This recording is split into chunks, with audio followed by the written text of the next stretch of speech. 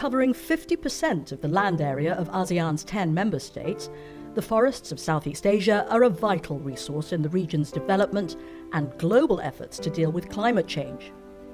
These forests provide food, fuel, fibre and other products to ASEAN's 600 million people, including 80 million people living in poverty and indigenous peoples relying on forests for their livelihoods. Forests also perform vital ecosystem services, including carbon storage and biodiversity conservation, which play a significant role in climate change mitigation and adaptation. Unfortunately, deforestation and degradation due to agriculture, logging, mining and unsustainable harvesting threaten the forests. Over the last 30 years, social forestry has played a key role in empowering local people to find solutions to these issues.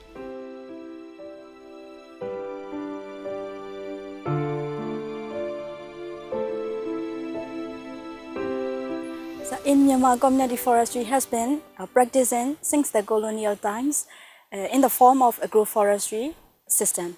In 1995, community forestry instruction was issued and community forestry establishment was initiated. So we have 15-year experience for community forest, but the total for community forestry area is less than 1% of the total land area. Community forestry in Indonesia is a way on how we involve and invite the people who live within and around the forest area to actively participate in protecting and maintaining the existence of the forest, not only for the benefit of their livelihood, but also to the benefit of the ecological side. Social forestry works for the empowerment of the millions of people who depend on forest land and resources for their daily needs. It aims to balance economic, environmental and social use of forests and to engage local people in sustainable forest management. Social forestry is well established in many ASEAN countries, with the required legal frameworks, policies and institutions already in place. One prominent social forestry initiative to integrate social forestry approaches into climate change adaptation and mitigation strategies to benefit communities, women and vulnerable groups is the ASEAN Social Forestry Network, or ASFN. In 2009, ASEAN Social Forestry Network, an intergovernmental network within the ASEAN bodies working on developing the concept of social forestry within the region, collaborated with Swiss Agency for Development and Corporations, and a government body under the Swiss government. The initiative, known as the ASEAN-Swiss Partnership on Social Forestry and Climate Change Programme, or ASFCC, collaborates with partner organisations, including RECOFT, the Centre for People and Forests for Capacity Development, Non-Timber Forest Products Exchange Programme for Sustainable Livelihoods Promotion, the Centre for International Forestry Research for Research, and the ASFN Secretariat for Communication and Knowledge Dissemination, as well as overall coordination with member states. Since 2011, the programme's people-centred approaches have gained regional recognition through the endorsement of ASEAN senior forestry officials and ministers of agriculture and forestry.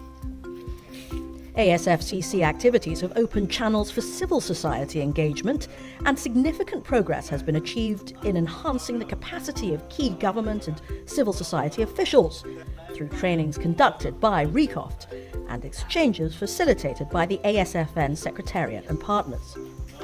From 2011 to 2013, ASFCC has made significant achievements, including a coordinated social policy framework, knowledge-sharing interventions, action research, and outreach events. A flagship activity has been the establishment of a learning group that includes policymakers, academics, practitioners, and researchers who are equipped to advance social forestry and climate change in their home countries. One of the important benefits or recognition that I've learned in being one of the representative of the ASEAN Social Forestry Learning Group is that I have learned the stories of other countries on their implementation of their social forestry in their respective countries. Through this, I would learn to share this with my people's organization on their experiences, their cultural practices, and how they will benefit from the effective implementation of social forestry in their localities. A challenge for the learning group design is to how to ensure that this actually becomes an effective mechanism for learning within the ASFCC program. That means that individuals who are involved in it not only come as individuals, but really do represent a connection to their institutions and bring back with them elements and issues from the learning group that could also redefine the agenda of their institutions. The issue for me is not necessarily how to maintain the network as it is right now. What is more important to me is how you maintain and build upon and follow up on the learning function that the network is meant to provide. Building on the experiences from Phase 1, Phase 2 of ASFCC begins in 2014 with ASEAN member states leading the way. Linking with existing social forestry initiatives at the regional and national levels, efforts will further improve engagement on the ground, including activities tailored to local contexts and knowledge gaps.